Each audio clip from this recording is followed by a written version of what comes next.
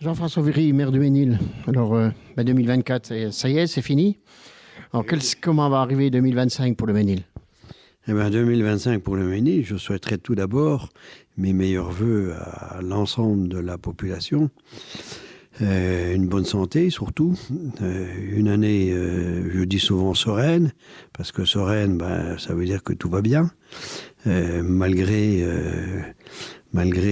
une politique française qui est un petit peu chaotique, voire même mondiale, qui peut faire un peu peur.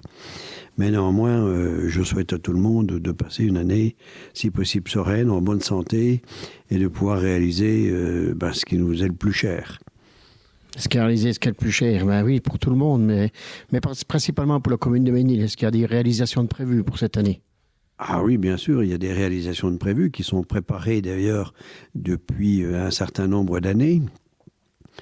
On vient de terminer le plan de boisement, on a eu le retour du commissaire enquêteur, et là on va entamer l'année 2025 avec dans les projets naturellement la continuité de l'entretien de nos réseaux d'eau, de travaux encore importants qu'on devrait faire toujours pour l'eau sur la Roche des Chênes, bien qu'on y avait déjà travaillé, mais de revoir encore les canalisations, enfin le circuit d'eau.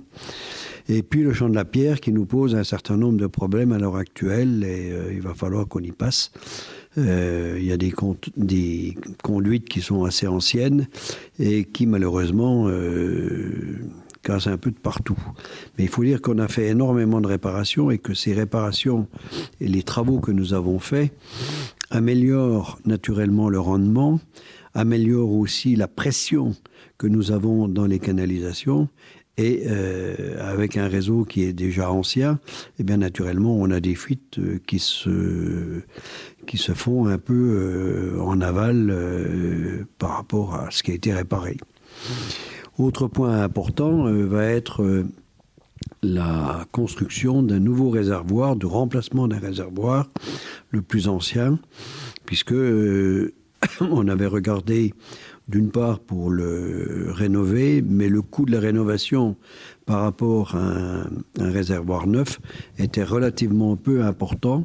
Peu important, si c'est important, mais la différence de coût, nous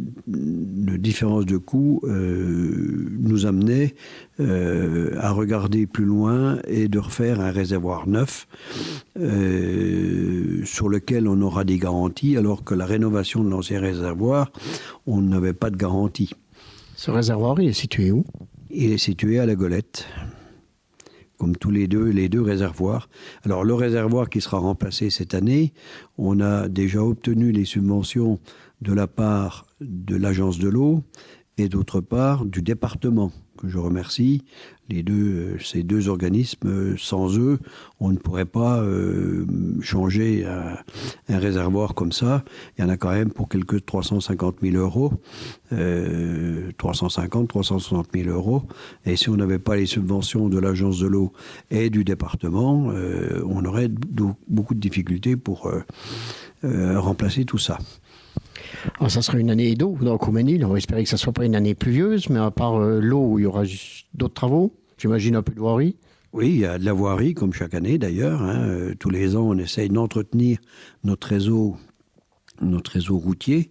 Il faut savoir quand même que la commune porte à peu près 48 km de réseau routier, ce qui est quand même important pour une commune comme la nôtre.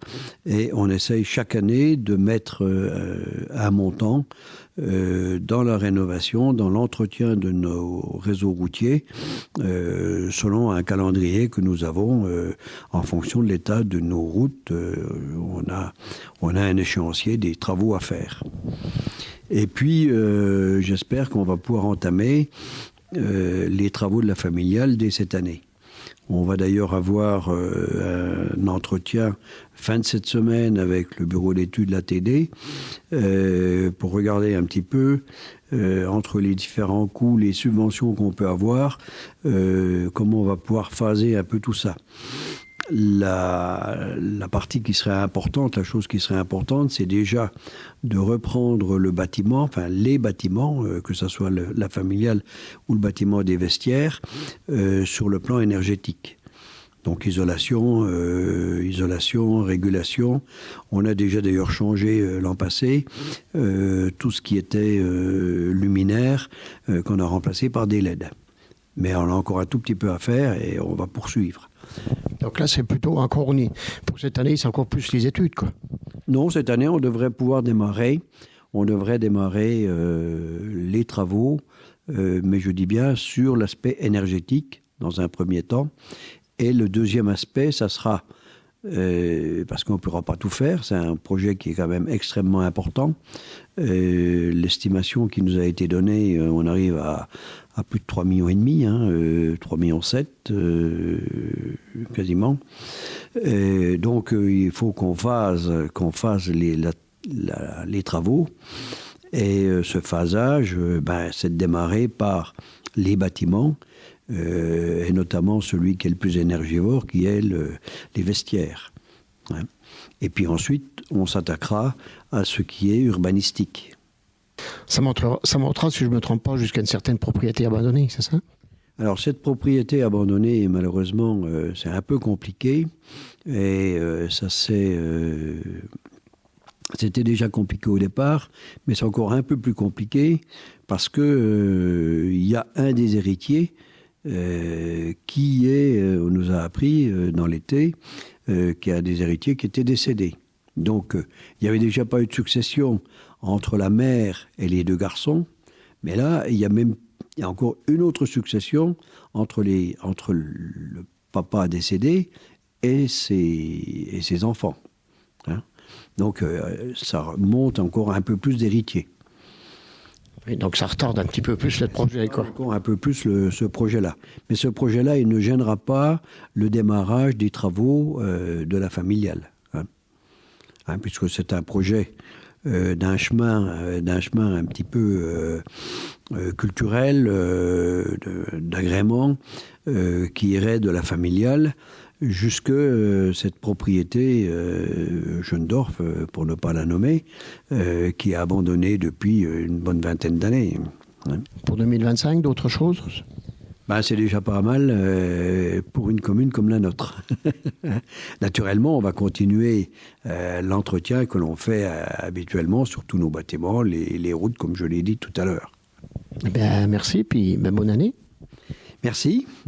Et je souhaite à tous nos concitoyens, toutes les Gadonnes et les Gadons, de passer une année la plus paisible qui soit.